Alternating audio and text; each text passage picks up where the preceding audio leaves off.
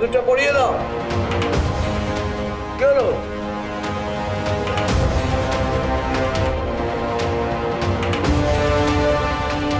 কি হলো? এই ছেলে, কথাটা কানে যাচ্ছে না? সিঁদুরটা পড়াও। কি হলো? চুপ করে বসে আছো কেন? সিঁদুরটা পড়াও বলছি। মন্দিরে নোংরাম করার সময় খেয়াল ছিল না? এখন সিঁদুর পড়াতে অসুবিধা আছে? নাও সিঁদুর পড়াও। তোমরা আমাদের মন্দিরকে অপবিত্র করে তুলেছো। তোমরা যদি বিয়ে না করো, যেটা বলেছিলাম না আমি, সেটাই করে ছাড়বো। এই ছেলেটাকে হাত পা ভেঙে ওই নদীতে ভাসিয়ে দেবো, আর এই মেয়েটাকে ওই মেয়েরে মাটিতে পুঁতে ফেলে দেবো। শুনতে পাচ্ছ না? সিঁদুর পড়াও বলছি। সিঁদুর। হ্যাঁ, এটা হলে এবার শাস্তি দিতে হবে। স্যার,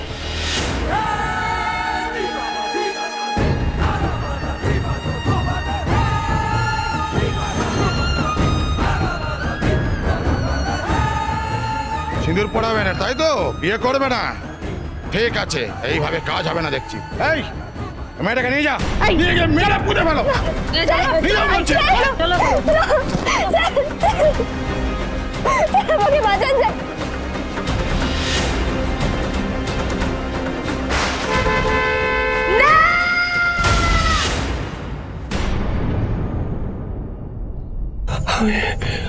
আমি খুন করলাম।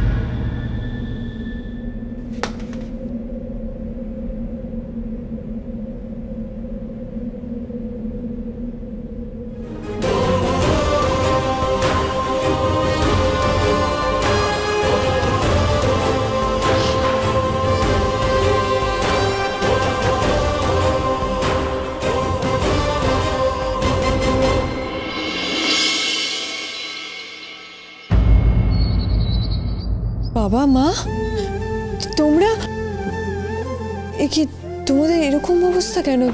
তোমরা দিদার ওখানে ছিলে না? হ্যাঁ, তো দিদা তো এখন বিছানায় পড়ে আছে, আর সব দিক সামলাতে সামলাতে আমরাও। তোমাদের কতদিন পরে দেখছি মা, কিন্তু এভাবে দেখবো আমি সত্যি ভাবিনি। আরে মা, ওই বয়সকালে এরকমটাই হয়। না না না না না, বয়সকালে বলে নয়, সব চারদিকে একসঙ্গে এত কিছু ঘটছে যে আর পারা যাচ্ছে না। এমনিতেই নাওয়া খাওয়া ঘুম সব একেবারে মাথায় উঠেছে। থাক না, এইসব কথা থাক না। থাকবে কেন? ও বুঝতে পারছে না। দেখ দীপা, ওখানে যে জমি জমা আছে তাতে চাষ করে যা ওঠে ওঠে, তাছাড়া একটা ছেলে আছে, সে ওই বাজার থেকে কিছু দিয়ে যায়, ওইতেই কোনো রকমে চলে আর কি। আরে মা, কি চেহারা হয়েছে তোর! একটা তরতাজা গাছ এমন দিনে দিনে বাবা বাবা শুকিয়ে গেল। আমার কথা বাদ দাও, তোমাদের এই অবস্থা, তোমরা কত কষ্টে আছো। মা মা, এদিকটা আমি সব সামনে নিয়ে দেখো, আমি সব ঠিক করে দেবো। তোমাদের মেয়ে আছে না? আমি আছি তো। মেয়ে বলছিস? মা বলে ভাবিস? কি বলছো মা? ঠিক আছে, আমি তো তোর নিজের মা নই, সৎ, কিন্তু তোর শাশুড়ি মা সে বুঝি তোর বাবার থেকেও বড়। তুমি কি বলতে চাইছো বলো তো? আমি কিছু বুঝতে পারছি না। রূপার কথা মতন বিয়েটা না করে কি আঁকড়ে পড়ে থাকতে চাইছিস বলতো? আমার কথা বাদ দে, আমি কিন্তু তোর বাবা, তোর নিজের বাবাও চায় যে তুই রূপার কথা মতো বিয়েটা কর। আবার নতুন করে বাঁচ না মা, বাঁচ নতুন করে আবার। সব কথা কে বলেছে তোমাদের? আমি বলেছি।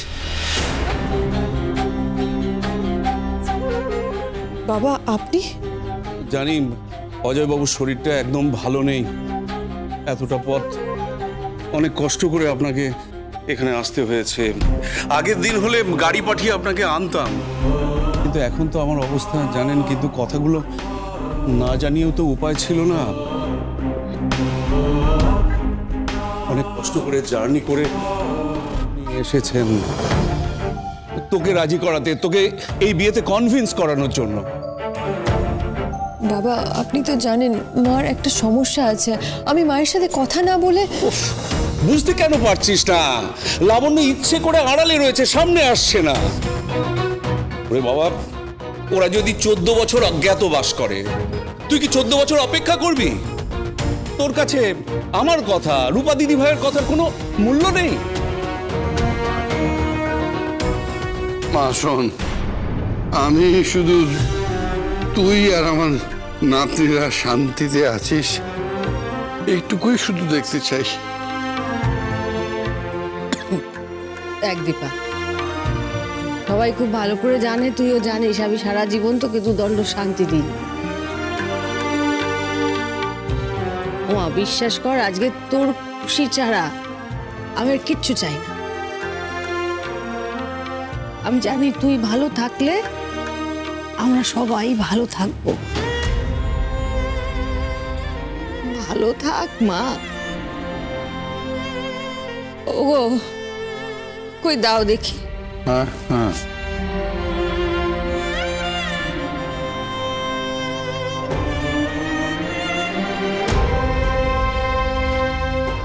নে ধর, রাখ। কি এটা? এটা ওই বেশি কিছু না, 1000 টাকা তোর বাবার। আমি না, আমাদের রূপা দিদি ভাইয়ের অপারেশন, সে তো অনেক খরচ জানি, তার 100 ভাগের 1 ভাগও এই দিয়ে হবে না, কিন্তু দাদু দিদার আশীর্বাদ তো। প্লিজ এভাবে বলো না। রাখ না মা, রাখ। আরে মা, তুই তো সারাটা জীবন তোর সোনার কাঠি ছুঁয়ে লোককে ভালোবেসেই শুধু এসেছিস। নিজের তো একটা জীবন আছে না, সেইটা তো এইভাবে এমন তর চলতে পারে না, কখন না। আমরা ঠিক করেছি যে তোর বিয়ে আর রূপার অপারেশনটা দেখেই এখান থেকে ফিরবো। মা তুমি রাজি তো?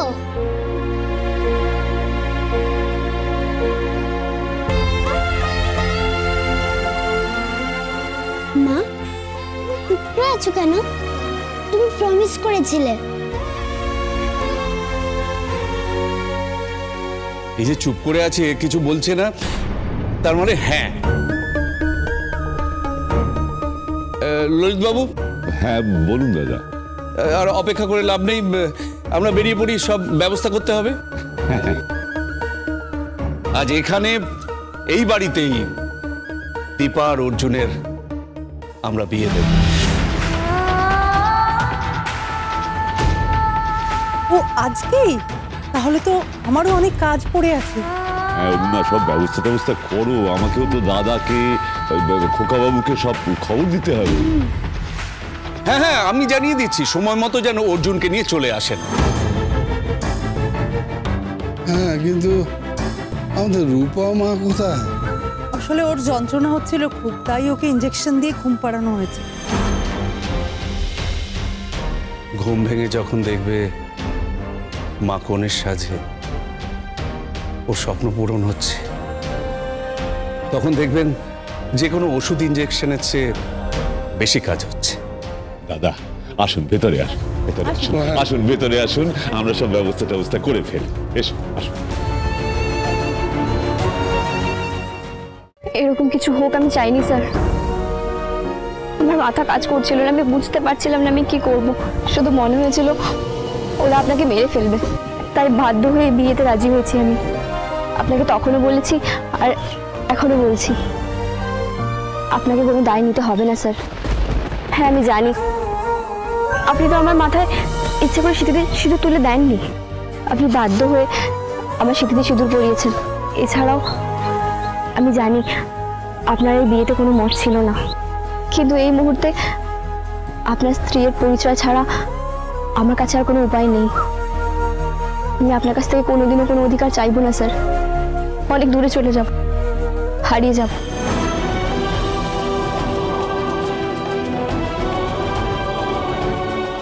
আমাদের মধ্যে কখনো সত্যিকারের স্বামী স্ত্রীর সম্পর্ক তৈরি হবে না, কারণ আমি জীবনে আর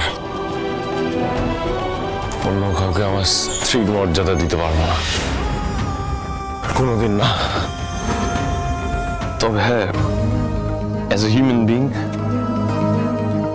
আমি রেসপন্সিবল। এর আগে জ্ঞানে অজ্ঞানে অনেকবার অনেক মানুষকে বাজে কথা বলেছি, অসম্মান করেছি। আমি রেসপন্সিবল ছিলাম খুব। সেই ভুলটা আমি জীবনে আর রিপিট করতে চাই না। মানে আপনি দেখুন, যেটা ঘটে গেছে সেটা হয়তো আপনি আমাকে বাঁচানোর জন্য করেছেন, কিন্তু জিনিসটা তো ঘটে গেছে, তাই আমারও এটা রেসপন্সিবিলিটি আপনার পাশে থাকা।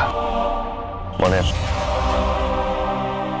আমি বাধ্য, অ্যাজ এ হিউম্যান আমি তো আমার দায়িত্ব থেকে পালাতে পারি না, তাই না? অ্যাটলিস্ট ততদিন আপনার পাশে থাকবো যতদিন আপনি আপনার জীবনটা আবার নতুন করে না শুরু করতে পারছেন।